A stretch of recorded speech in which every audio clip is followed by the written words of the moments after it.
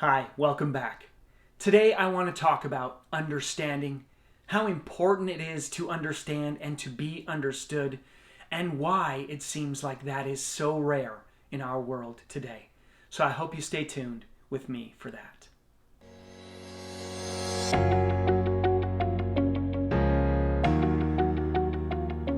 Well, welcome back once again to Living with Autism. My name is Michael. I am autistic. I've been diagnosed with what you call level 1 Autism Spectrum Disorder, what was formerly known as Asperger's. And here on this channel, Living with Autism, we talk about all things, I guess, autism. But I want to go and I focus to always try to go beyond just autism, certainly beyond just my own experiences as an autistic, and how we can make the world a better place for those of us around us through the whole spectrum of what might be called neurodiversity, whether it's autism, whether it's bipolar, whether it's a sensory disorder like we talked about last time, which is on its own, about all the different ways we're different. Whether we're normal or not, we are all different. And so it is so important for us to understand each other. To be understood and to understand is essential to life. Imagine that you are in a conversation, or imagine that me, as an autistic person, is having a conversation with a friend of mine, and she has very publicly come out to say that she has bipolar disorder. Now, I'll be honest with you, I don't really know a whole lot about bipolar disorder. There's a handful of stereotypes of things that come to mind. I won't go into those just because I don't want to say very uneducated things about something I don't know much about. But she and I decide to have a conversation, and we are going to share. And because for me, autism, for her, bipolar disorder, are near and dear to our hearts in some way. It is something we want to share about because it's something personal to us. The same way that we would love to share about our spouses and our kids and all these other kinds of things, the way our brains work is something that's very important. So we are in this hypothetical conversation, and I take the opportunity of going first. I seize the floor, I grab the mic, so to speak, and I start talking about autism, about how it impacts my life, about what it means to be autistic, etc. And so I'm talking, and it's autism, autism, autism, autism, autism. And my friend is patiently waiting and listening. And he's listening very well. And she hears something that I share about being autistic, and it has a personal connection to her and her bipolar disorder. So she says, "Oh, well, you say that, it makes me think of this." And she starts to share a little bit about her bipolar disorder. And so she says, autism, bipolar disorder, bipolar. And me, right? I don't want to listen. I can't listen. And all I'm thinking is autism, autism, autism. And it feels like maybe she's challenging me because she dares to relate to me or something else. And so my next step is to say autism, autism, autism, right? And I start to dominate a conversation. I start to go on, and I'm not listening to what's taking place. Well, pretty soon, this conversation devolves into one person screaming autism, the other person screaming bipolar, and they go back and forth, and neither one listens. Maybe my friend would be bigger than that, but it's kind of the way things go. And if one person listens, it can very often foster a conversation where we learn. But if one person is not willing to listen, then, and they are so closed-minded, it starts to impact the conversation. And so you see, what happens then is we leave these conversations, and I'm left feeling there's just one more person who doesn't understand autistics, who doesn't want to understand, who is trapped in her own world, who can only see things from her perspective. And this other person is thinking, man, I don't know what to think, right? Because her friend has become so self-absorbed and so focused on what he has to say, out of his passion, out of his desire to be understood, out of his desire to inform, that that everything is lost and everything falls apart. And I think many relationships, friendships, families fall apart, not necessarily because it's autism and bipolar, but from these types of issues. And you see, that is what is so important, because now both of us are left with an emptiness in our lives. If we continue to be friends, it is in a different level. It's a little bit more separate, because we can't really talk about these things that are very personal to us. Because as we talked about them, nothing worked. And so that is why understanding is so important.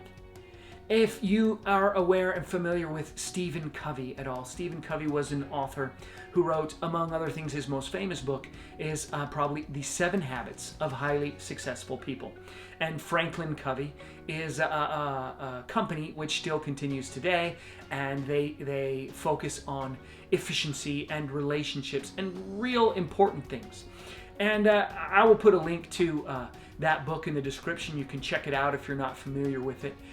But he had 7 different habits that are about highly successful people. And it's not about learning how to influence people. It's not about how to get people to do what you want. It's about establishing priorities in your life. It's about thinking about others. It's a really neat book. I really enjoy those principles that I think apply to all areas of life. And his habit number 5 says, seek first to understand, then to be understood. And you see, in our hypothetical scenario where I'm worried about autism, and my friend can't even share how my experiences with autism relate to her experiences with bipolar disorder, how that happens, because I didn't seek first to understand. In our theoretical idea, she did, but I didn't even catch it because I was just interested in being understood. Stephen Covey said, this is a quote that I have from him, says, most people do not listen with the intent to understand. They listen with the intent to reply. You're probably familiar with that. If you've ever noticed when someone's having a conversation, especially if it's an impassioned conversation, you ever notice yourself thinking, I'm going to say this, and you're waiting for the right time? Maybe you're a far better person than I am. But I think that as people, this is a common thing that we do. Someone's talking and we're just waiting for the chance to interject what we have to say. And we've totally missed what the other person is talking about. We're not listening. We're just thinking, wait, what can I say? And as an example of that, I was back reading and studying some stuff. Unfortunately, I cannot remember what the topic was, so I cannot find links to what I had. So I ask you just have to take my word for it, because I can't provide you with any references. But talking about the way people form beliefs. And I think we think of ourselves, and maybe we think of people as we look and we say, let me consider this idea and this idea and this idea and this idea. And given all those things in context, this is the opinion I will form about such and such a thing. This is the belief that I will take. But this is not what actually happens. If it maybe feels like sometimes what happens, that people basically form a belief and then they look to see how they can justify that belief. What logical things support that belief? And again, I wish I had links to this, but there was actually a study done, apparently, where doing brain waves and looking at different parts of the body, the brain, the parts where decisions are made and the parts where things are considered and all these different things, that they actually discovered that most people, this is how they function, that they make a decision and then they look for all points to back up their decision. And I think that it's probably something we can recognize in the current climate today.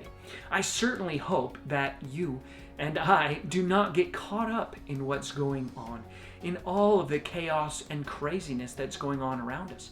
I am not saying we should isolate ourselves from everything. There are many important topics that are and issues that deal with race relations, that deal with the government's role in society, etc., etc., that I think are important conversations to have, important things to look at. But what happens, from my perspective, is someone has already formed an opinion. And they hear something happen, and without even considering from someone else's perspective, they've jumped to a conclusion. They've jumped to a decision. And So what we get is one group shouting at the other, not listening to each other, calling names, making accusations. All these things happen. It devolves into the chaos that the world is today. And this applies to autism, to neurodiversity, to the difference that we all are, because it is so important for us to seek first to understand and then to be understood. For non-autistic people, right? When I have the opportunity, man, I hope that they take the time and they stop and they say, as we talked about sensory issues last time, right? What does Michael feel? Why does Michael feel that way?